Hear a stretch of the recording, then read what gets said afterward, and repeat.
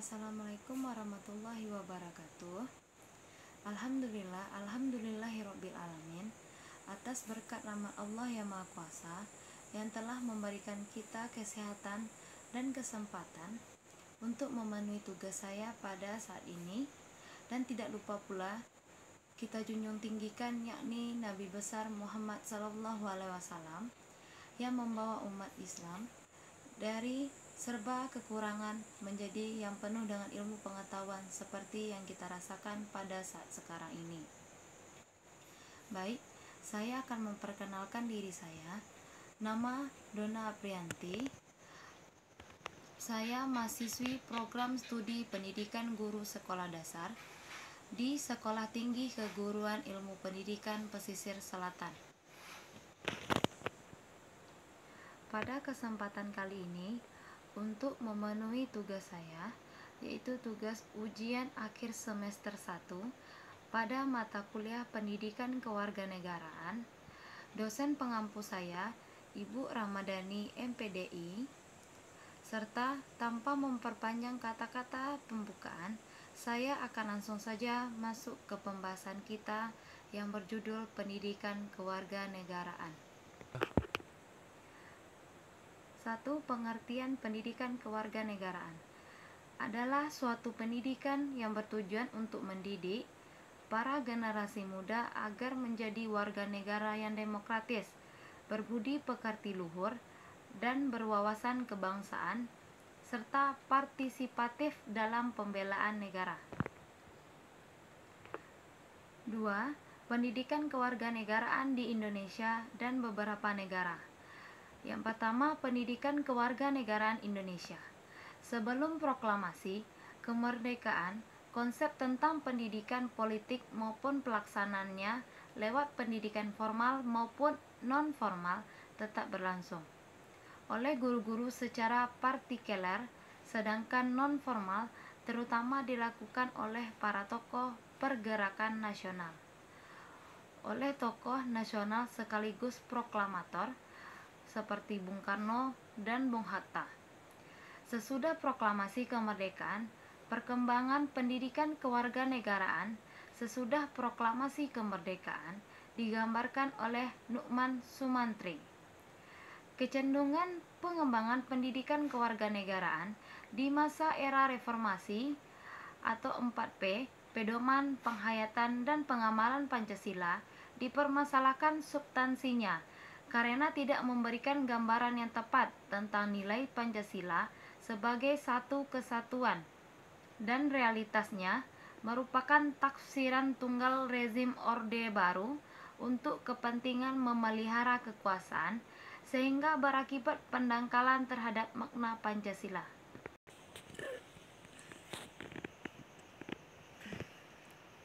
Abang? 1, 2, 3.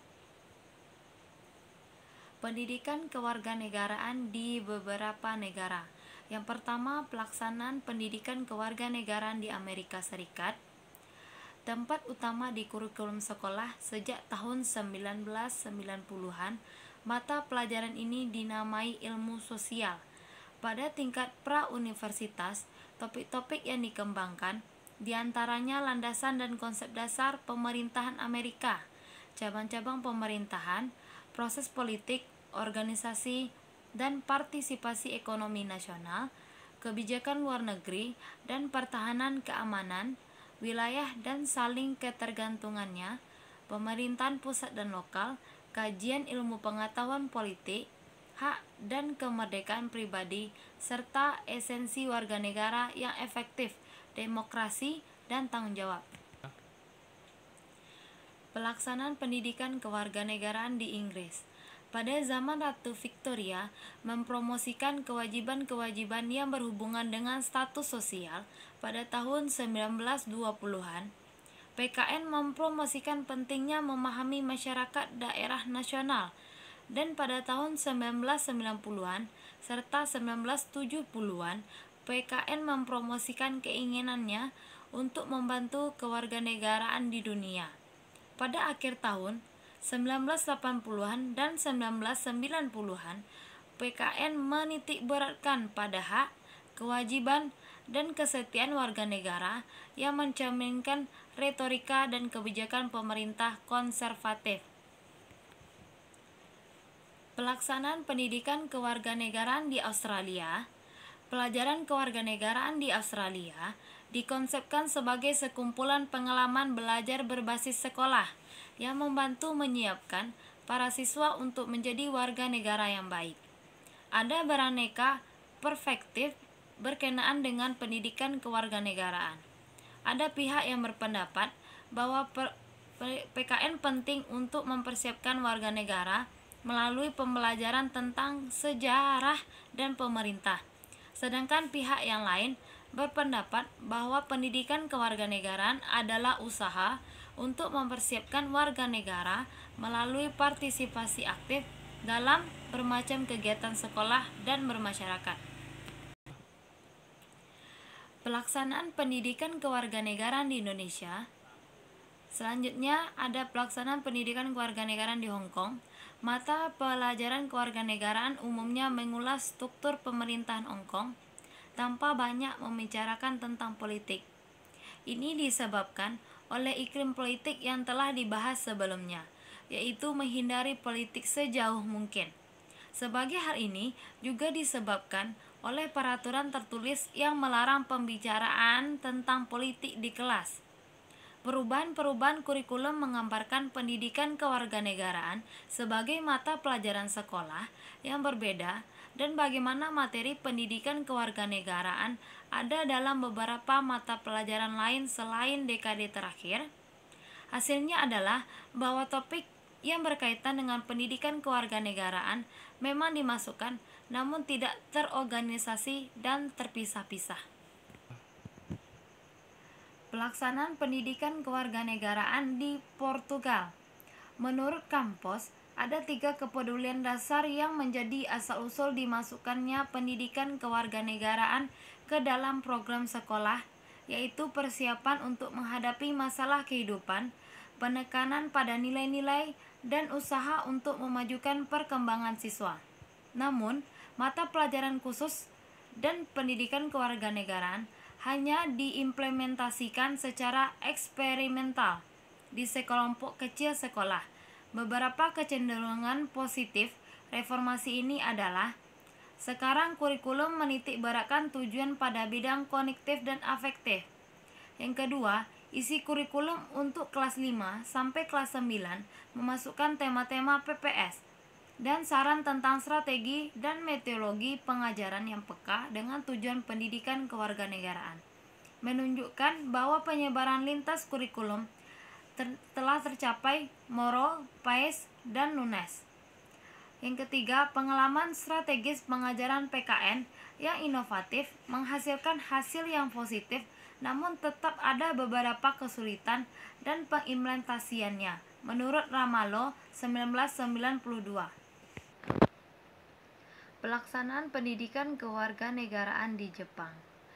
Periode pertama, pendidikan kewarganegaraan sebagian besar diterapkan ke dalam studi sosial. Studi sosial mengadopsi metode-metode pemecahan masalah seperti penelitian dan diskusi, dan mengajarkan kehidupan sosial dan bermasyarakat secara umum.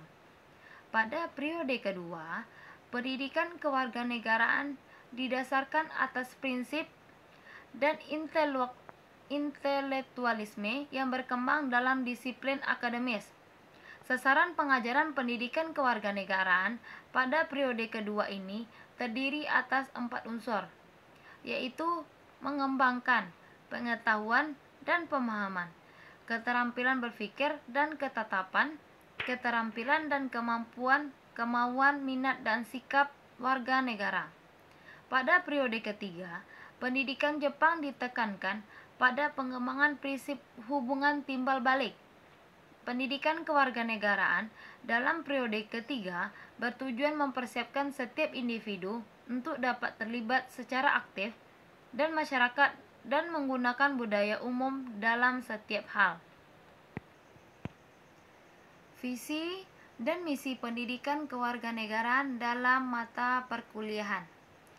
Visi pendidikan kewarganegaraan di perguruan tinggi adalah merupakan sumber nilai dan pedoman dalam pengembangan dan penyelenggaraan program studi, guna mengantarkan mahasiswa menetapkan kepribadiannya sebagai manusia seutuhnya. Hal ini berdasarkan suatu realitas yang dihadapi, bahwa mahasiswa adalah sebagai generasi bangsa yang harus memiliki visi intelektual, religius, berkeadaban, berkemanusiaan, dan cinta tanah air dan bangsanya. Misi pendidikan di perguruan tinggi adalah untuk membantu mahasiswa menetapkan kepribadiannya agar secara konsisten mampu mewujudkan nilai-nilai dasar Pancasila, rasa kebangsaan dan cinta tanah air dalam menguasai, menerapkan, dan mengembangkan ilmu pengetahuan, teknologi, dan seni dengan rasa tanggung jawab dan bermoral. Urgensi pendidikan kewarganegaraan bagi pengembangan kepribadian. Pendidikan kewarganegaraan menjadi mata pelajaran setelah terpecah dari pendidikan kewarganegaraan atau pendidikan Pancasila dan kewarganegaraan. Pada awalnya, ini digabung menjadi satu, karena isi dari pendidikan kewarganegaraan sendiri bersumber dari Pancasila itu sendiri. Selanjutnya, dipecah menjadi mata pelajaran sendiri dikarenakan pendidikan kewarganegaraan dianggap penting untuk diajarkan kepada siswa, dan dalam pendidikan kewarganegaraan tersebut memiliki makna yang luas dan tidak hanya bersumber langsung dari Pancasila itu sendiri. Tujuan pendidikan kewarganegaraan adalah mewujudkan warga negara sadar bela negara berlandaskan pemahaman politik kebangsaan dan kepekaan, mengembangkan jati diri dan moral bangsa dalam berkehidupan bangsa. Salah satu rektor sebuah universitas tanpa pendidikan kewarganegaraan yang tepat akan lahir masyarakat egois.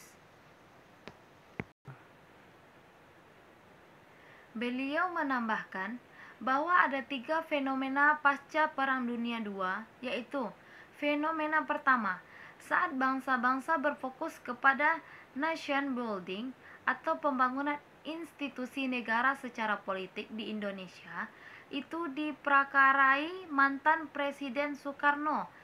Pendidikan arahnya untuk nasionalisme. Yang kedua, fenomena kedua terkait dengan tuntutan memakmurkan bangsa, yang kemudian mendorong pendidikan sebagai bagian dari market builder atau penguatan pasar, dan ini diprakarai mantan Presiden Soeharto. Selanjutnya, fenomena ketiga berhubungan dengan pengembangan peradaban dan kebudayaan. Singapura, Korea Selatan, dan Malaysia sudah menampakkan fenomena tersebut dengan menguatkan pendidikannya untuk mendorong riset, kajian, dan pengembangan kebudayaan. Hakikat pendidikan kewarganegaraan adalah upaya sadar dan terencana untuk mencerdaskan kehidupan bangsa bagi warga negara dengan menumbuhkan jati diri dan moral bangsa sebagai landasan pelaksanaan hak dan kewajiban dalam bela negara demi kelangsungan kehidupan dan kejayaan bangsa dan negara. Garis besar dan ruang lingkup mata kuliah pendidikan kewarganegaraan. Ilmu kewarganegaraan dapat dipandang sebagai ilmu yang berdiri sendiri dan sebagai bagian dari ilmu politik. Sebagai bagian dari ilmu politik, yaitu menjadi ruang lingkup sivik adalah demokrasi politik.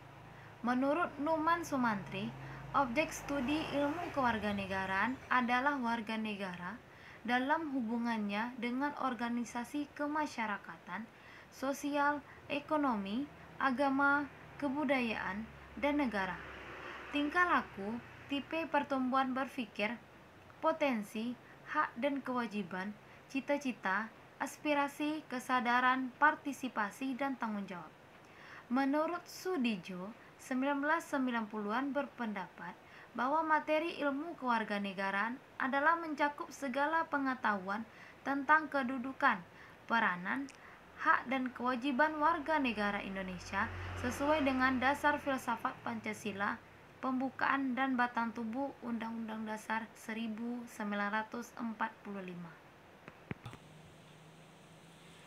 Sampai disinilah hasil penyampaian saya tentang tugas ujian akhir semester 1. Kalau ada salah dan janggalnya saya mohon maaf. Saya sudahi dengan wabillahi taufik wal hidayah. Assalamualaikum warahmatullahi wabarakatuh.